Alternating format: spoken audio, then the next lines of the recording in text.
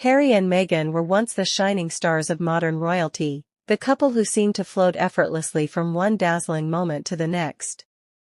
Everywhere they went, cameras flashed, crowds erupted in cheers, and every small glance between them was dissected as proof that fairy tales could still exist in the real world. But as with every fairy tale, there comes a moment when the shine begins to crack, when the picture-perfect illusion can no longer hide the shadows beneath. One such moment happened in public, subtle, almost harmless on the surface, yet powerful enough to peel away the glossy layer that had long defined them. The stage was a charity fundraiser, the kind of polished setting where Prince Harry typically thrives. He has always had that rare ability to command attention without arrogance, stepping up to a microphone with the relaxed charm of a soldier-turned-humanitarian, a man who embodies both responsibility and warmth. The crowd cheered as he approached, expecting the usual smooth rhythm of one of his speeches, but this time, something was different. As Harry smiled unprepared to speak, Meghan suddenly stepped onto the stage beside him, unannounced, unexpected.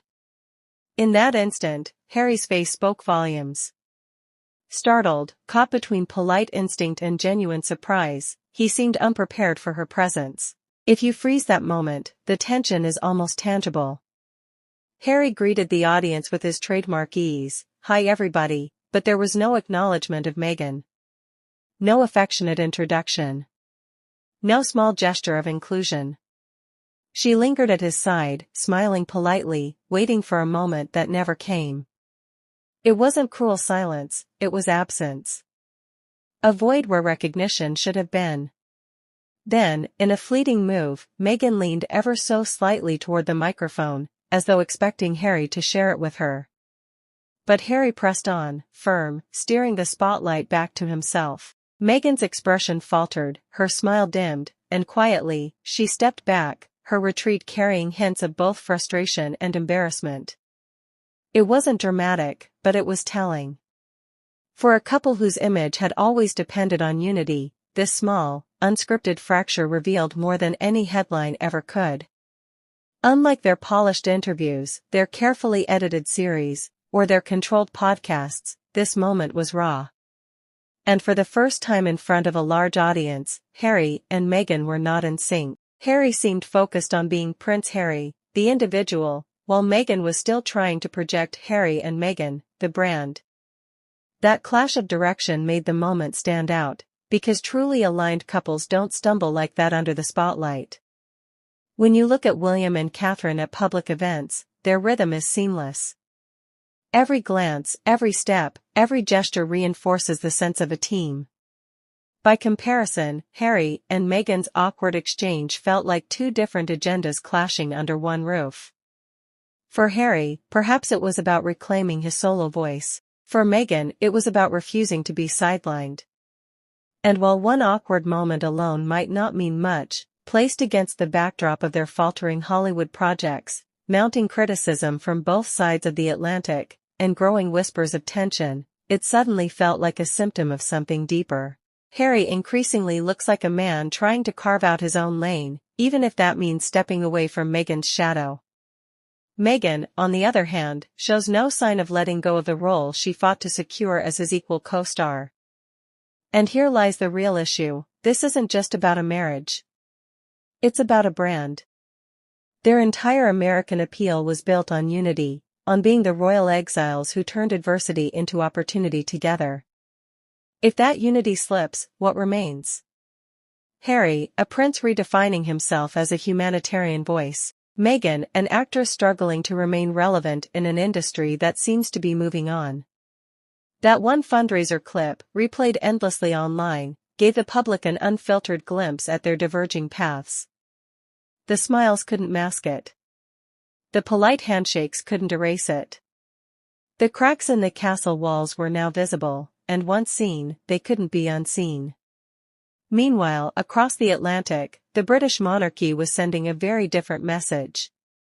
William and Catherine's recent visit to Southport was a masterclass in symbolism. Together, they stood with grieving families and children as they opened a memorial playground for 3 young girls whose lives had been taken in a horrific tragedy. This was not about ceremony. It was about presence, about reminding a community that sorrow would not have the final word. William, calm and composed, assured the families that love would always triumph over loss.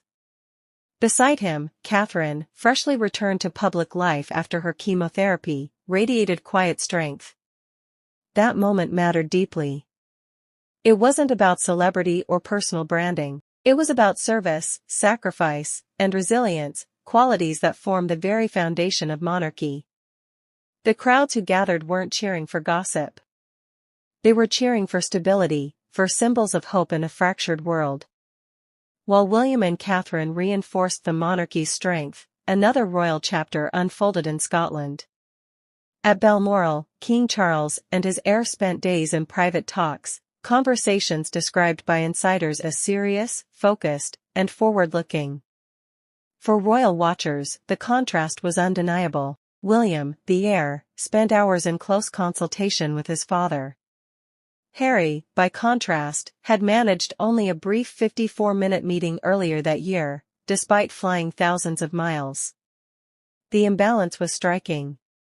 Charles may wish to extend compassion as a father, keeping the door open for reconciliation.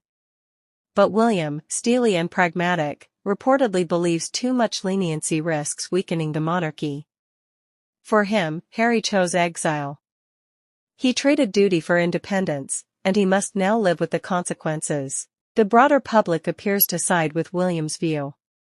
Harry's interviews, his memoir, his pointed criticisms, all have eroded the trust needed for reintegration. William has positioned himself as the disciplined future king, unwilling to bend rules for family if it means undermining the crown. This sets the stage for a clash between compassion and duty.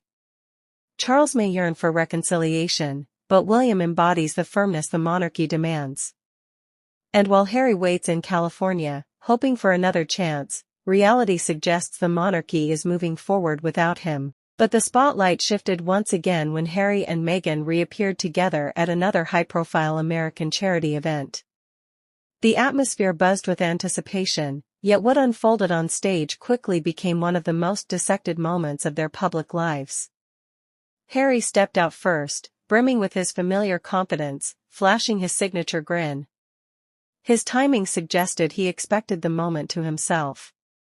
Then Meghan appeared, slipping into the spotlight, determined not to be overlooked. Harry's body language betrayed surprise. He greeted the audience warmly, but again, no hand reached for Meghan's, no gesture of acknowledgement. Meghan edged toward the microphone, expecting inclusion, but Harry pressed on, his focus fixed.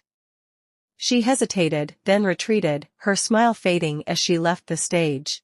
For a couple who had built their reputation on unity, the disconnect was glaring. It wasn't hostile, but it was undeniably awkward, a performance without a shared script. Observers were quick to read between the lines.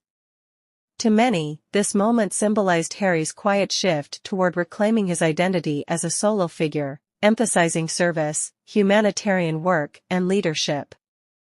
Meghan, meanwhile, seemed intent on reminding the world she was not a supporting act, but an equal voice.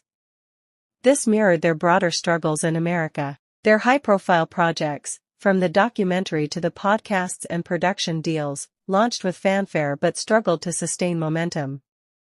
Meghan's ventures often faltered, while Harry's causes, from veterans' welfare to mental health advocacy, retained more credibility. That imbalance played out live on stage, one partner commanding the spotlight, the other searching for footing. For Harry, separating his public work from Meghan's increasingly polarizing reputation may feel like the only way forward. For Meghan, the frustration is clear, she never expected to be a side note, but the reality is harsh. Harry's lineage, his title, and the symbolic weight of his royal identity give him a credibility she cannot match.